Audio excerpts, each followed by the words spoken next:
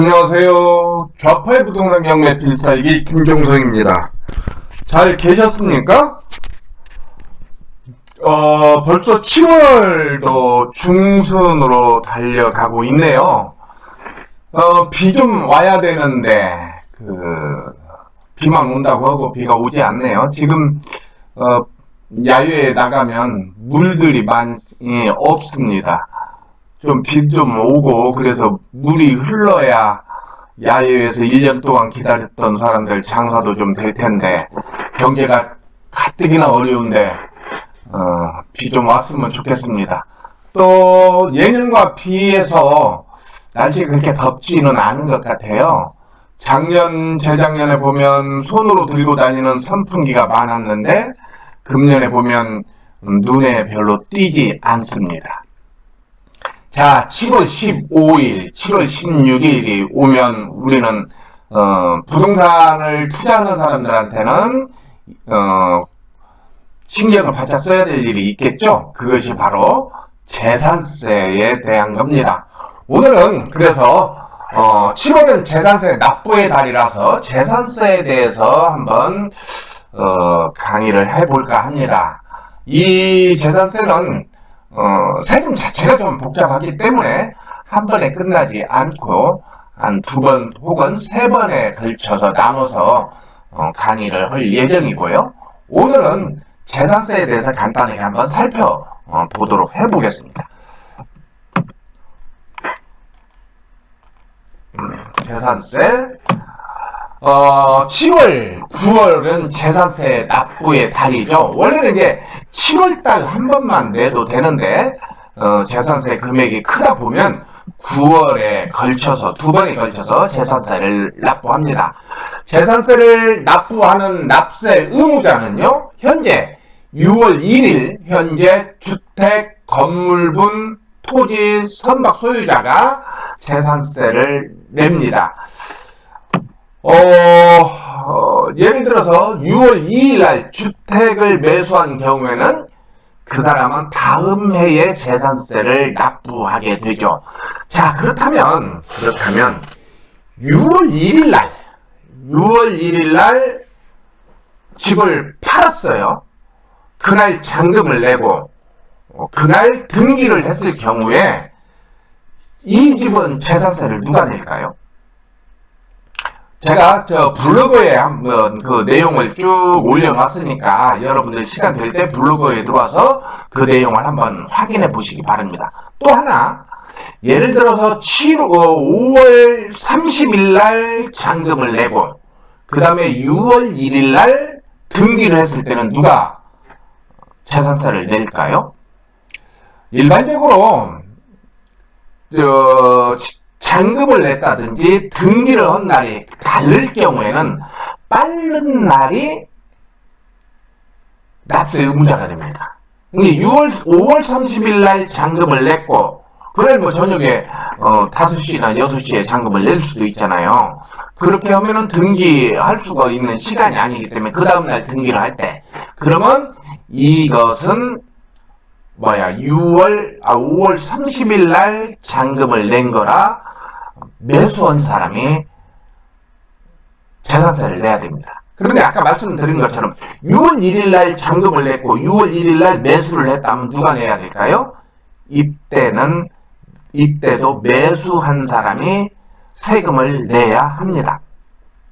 우리 회원들 중에 지금 세무특강 오늘이 7월 오늘 13일인데요. 어제 이제 세무특강 했죠. 세무특강을 저희가 1년에 한 2번 이상을 하는데 세무특강을 계속 들어도 현실적으로 적용을 못하는 경우가 있어요. 우리 낙찰자님과 건물주님이 5월 30일 날 잔금을 냈어요. 계약서를 쓸 때 이 부분을 짚고 넘어갔어야 되는데 깜빡해버렸어요. 그리고 또 우리 예쁜 향이님도 5월 30일 날 잔금을 내버렸어요. 서로 이야기를 하다가 전세 계약이 들어오는 사람이 5월 30일 날 전세를 들어온다고 하니까 그럼 그날 잔금 처리를 합시다 하고 약속이 돼버린 거예요. 그럼 어떻게 돼요?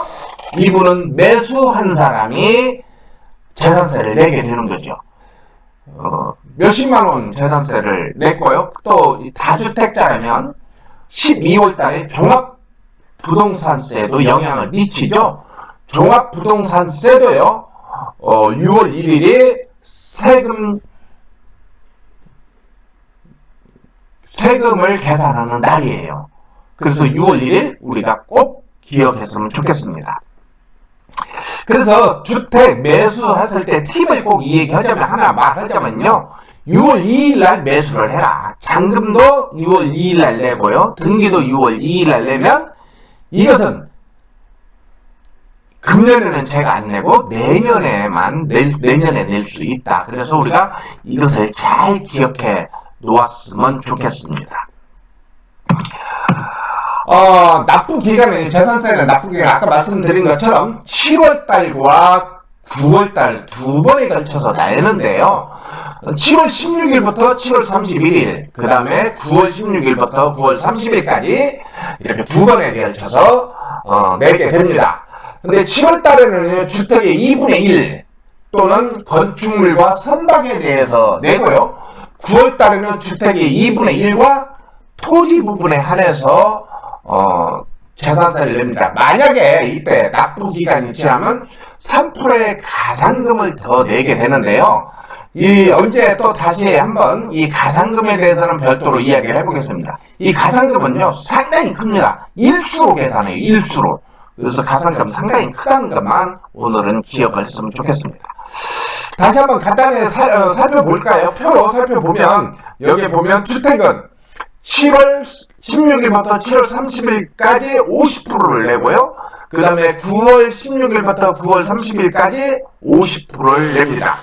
그리고 건축물, 여러분들이 빌딩을 가지고 있다든지, 배를 가지고 있다든지, 비행기를 가지고 있다면 7월 달에 100%를 내야 되고요. 토지만 가지고 있다면 토지는 7월 달에 내지 않고 9월 달에 낸다는 겁니다. 다만 이때 주택의 경우, 집의 경우는 재산세가 20만원 미만일 경우에는 7월 달에 납부합니다. 이것이 작년에부터 바뀌었어요. 재작년에는 10만원 미만이었는데 이제는 20만원 미만일 경우에는 7월 달에 재산세를 내고요. 20만원이 넘는다면 7월 달에 반절, 9월 달에 반절 이렇게 나눠서 내게 됩니다. 자, 한번 이렇게 달력으로 예시를 해놨는데요. 그래서 7월 달에는 건물 부분과 주택 일기 부분에 대해서 재산세를 내고요. 그 다음에 9월 달에는 주택 이기 부분과 토지 부분에 한해서 낸다. 우리가 그렇게 기억을 했으면 좋겠습니다. 어제 세무 특강이 끝나고 난 다음에 뒤풀이 때 우리 회원이 그런 얘기를 합니다. 근데 샤프님 지금 재산세 고지서가 오고 있는데요. 막 지자체마다 다르니까 고지서가 오는 쪽쪽 다르다.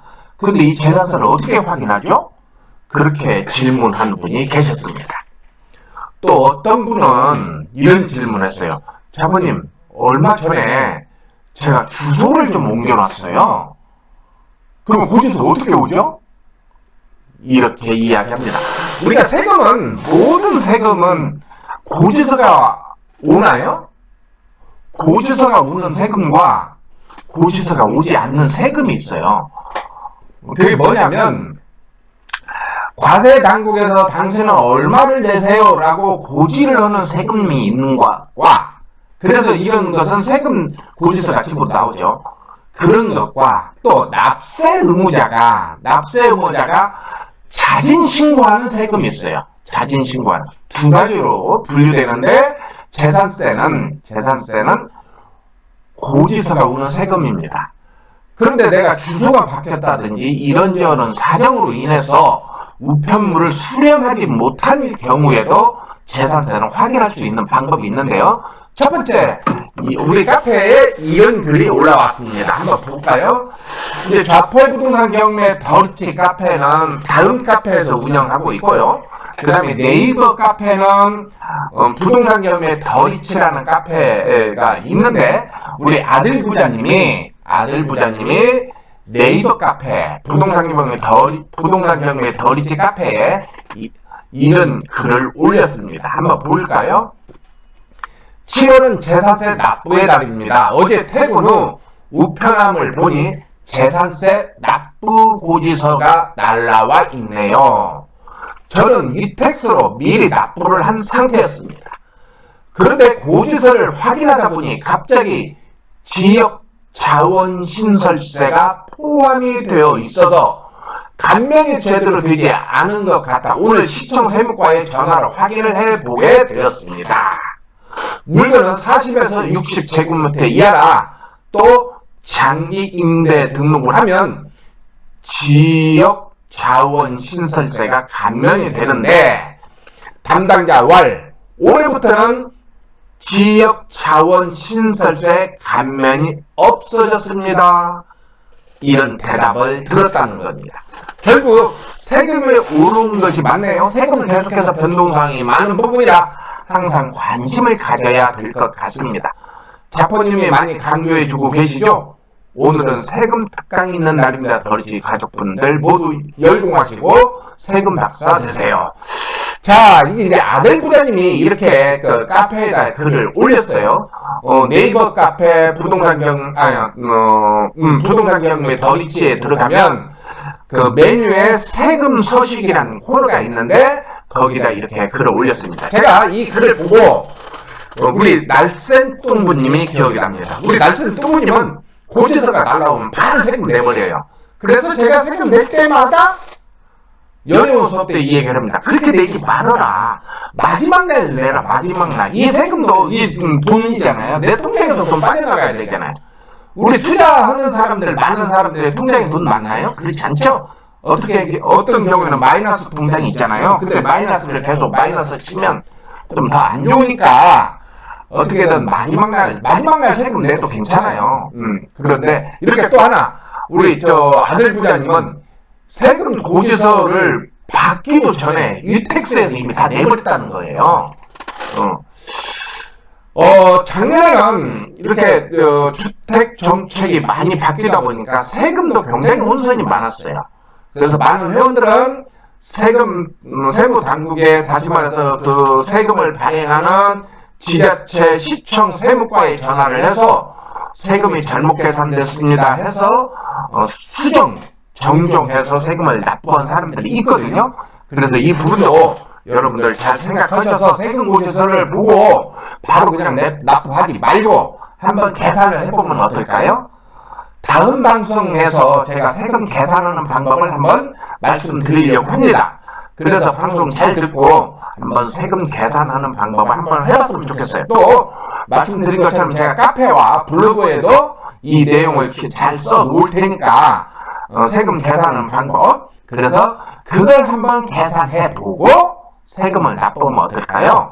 아무튼 아들 부장님이 이렇게 글을 올리다 보니까 사나이님이 또 이렇게 글을 올렸습니다. 안녕하세요, 사나이입니다. 아래 아들 부장님 글에 내용 추가합니다. 이번에 재산세가 부과되었는데요. 2세대 이상 임대 시 재산세가 할인된다고 하여 랜드홈에서 찾아봤습니다. 그리고 구청 부가과에 문의를 했습니다. 결론은 장기 임대 8년 아파트 2채 이상 임대를 해야 재산세 부과분 재산세 주택분 50%가 감면된다고 합니다. 오피스텔의 경우 오피스텔 2채가 되어야 한답니다. 아파트 하나, 오피스텔 1개 있을 때는 안 된다네요. 단기인 경우에는 일부 할인이 되는데 아래 표와 같습니다. 아들 부자님 글처럼 도시지역분, 지역자원 신설세 또는 지방교육세는 할인이 안 된다네요. 참고가 될까요? 올렸습니다. 모두 성투하십시오. 이렇게 이제 글을 올렸으니까 이런 부분도 한번 잘 읽어보시기 바랍니다. 그래서 재산세는 어디서 확인을 하냐면요. 첫 번째로는 우리가 은행 인터넷 뱅킹 하잖아요. 은행에서도 확인할 수 있어요. 은행 고지서가 안 왔다 하더라도 어떻게 확인해요? 보니까 예를 들어서 이렇게 은행 클릭하면 여기에 공과금이라는 것이 있습니다. 공과금을 눌러보면 지방세 나와요. 그래서 이 지방세를 클릭하면 내가 내야 될 세금이 목록이 쫙 나옵니다. 이렇게 은행에서도 확인할 수 있고, 그래서 여기서 이미 이게 은행은 공인인증서가 등록이 되어 있잖아요. 그래서 공인인증서가 등록되어 있고, 이렇게 지방세를 클릭하면 최고 밑에 전액 납부한 거냐 물어봐요. 그래서 납부한 것을 클릭하면 바로 그냥 모든 세금이 납부 처리가 됩니다. 이렇게 지방세 이번에 재산세는 이렇게 은행 화면에서도 확인하고 또 납부할 수도 있다. 또 있죠. 아까 이제 우리 아들 부자님이 이택스에서 냈다고 그랬잖아요. 이택스에서 내는데 이택스 홈페이지는 가입하는 조건은 두 가지입니다. 하나는 회원 가입을 하기도 하고요. 또는 공인인증서를 통해서 가입하기도 합니다. 편리할 경우는 공인인증서를 통해서 가입을 하게 되면 모든 세금을 잘 확인할 수 있습니다. 이렇게 유택스에 들어가면요. 이 위에 이렇게 파업창이 뜨는데요. 파업창은 그 시기마다 바뀝니다. 이제 지금 2월 달에는요 자동차세에서 나오고요. 또 9월 달에는 또 재산세에 나오고, 5월 달에는 소득세에서 나오고, 그 다음에 12월 달은 부동산 종합소득세에서 나오고, 종합부동산세에 나오고. 그래서 이 파업창에 보면 지금 나온 것이 재산세 내는 시기이다 보니까 지방세, 자동이체 서비스 안내 그렇게 해서 쭉 나오면 신용카드로도 할 수 있고 계좌이체로 할 수도 있게 쭉 나오고, 대상 품목은 등록면허세, 자동차세, 재산세, 주민세 이렇게 나옵니다. 그래서 여기 클릭하면 자동으로 또 이렇게 처리가 돼서 여기서도 확인할 수 있다, 그렇게 말씀드리고 싶습니다. 또 하나, 우리가 은행을 고지서를 가지고 가서요. 은행에 가면 고지서 내는 ATM기가 있잖아요. 거기서 고지서를 이렇게 넣으면 다 계산해서 처리가 되기도 하지만, ATM기에 보면 오른쪽에 지로, 공과금, 대학 등록금을 납부하는 버튼이 있어요. 이걸 카드를 넣고 이걸 누르면 쫙 내가 낼 수 있는 것이 나타납니다.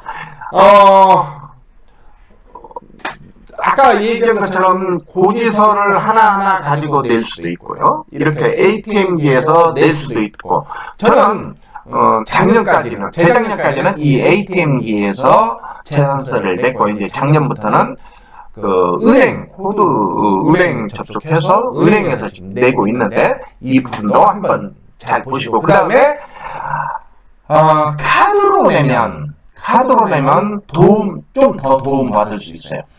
예를 들어서 롯데카드로 재산세를 내면은요, 롯데카드 포인트가 적립이 됩니다.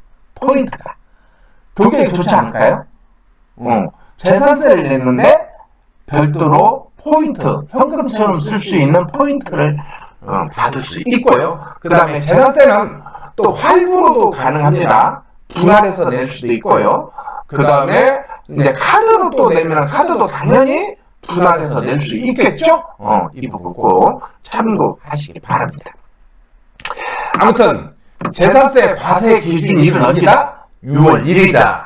이거 꼭 잊지 말았으면 좋겠습니다. 그리고 재산세 과세 대상은요, 아까 말씀드린 것처럼 주택 부분과 건축물 부분과 토지 부분이 있다. 그런데 7월 달에는 주택 부분 20만원 이하인 주택 부분과 20만원이 넘은 주택 부분의 2분의 1은 7월 달에, 그리고 건축물은 7월 달에 내고요. 토지는 9월 달에 재산세를 낸다. 그렇게 이해를 했으면 좋겠습니다. 그리고 이 기간을 벗어나면 3%의 가산세를 내는데, 가산세는 일수로 계산되기 때문에 자칫하면 금액이 상당히 불어나고요. 복리로 불어납니다. 복리로. 그래서 절대로 납부 기간 넘어서 내는 일이 없도록 그렇게 했으면 좋겠습니다. 자, 지금 카페에서는 이런저런 일들이 있죠. 7월 24일 수요일 저녁인데요. 경쟁하지 않고 독점하고 싶은 공유지분 경매투자, 매매투자에 대해서 공개 특강이 있습니다. 최성남 교수님이 오는데 공유지분 공매 있는데 아주 굉장히 좋은 디테일한 팁들이 나올 겁니다. 여러분들 놓치지 마십시오. 7월 24일 수요일 저녁 7시 반부터 10시 10분까지 진행이 되는데요.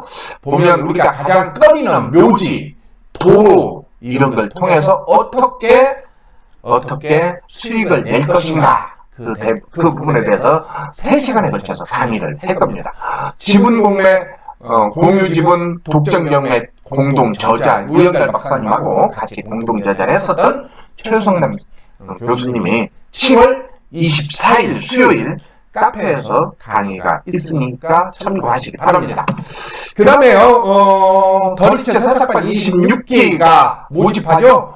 이번 주입니다. 다음 주입니다. 6월 16일, 6월 16일부터 8월 20일 6주간에 걸쳐서 진행하는데 수요일날 저녁 7시 15분에 제가 진행하고 있습니다. 제가 진행하고 있으니까 새싹반 경매만 배우는 게 아니고요. 일반 부동산에 대해서 다양하게 접할 수 있어서 또 생활 법률까지 결합되어 있어서 여러분들 꼭 들었으면 좋겠습니다.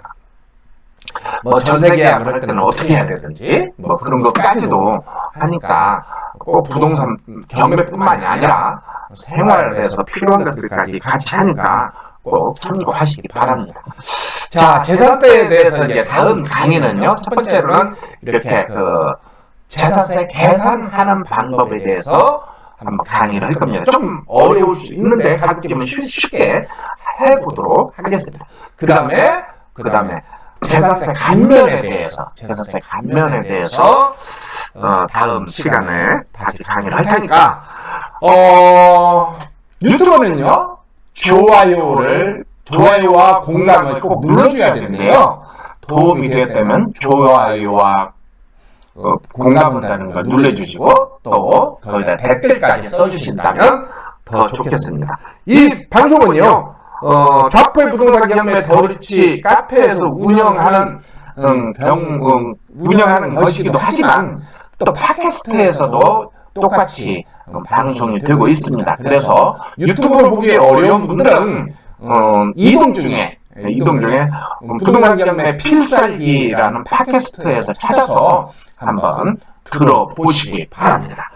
오늘은 2019년 7월 13일 토요일이에요.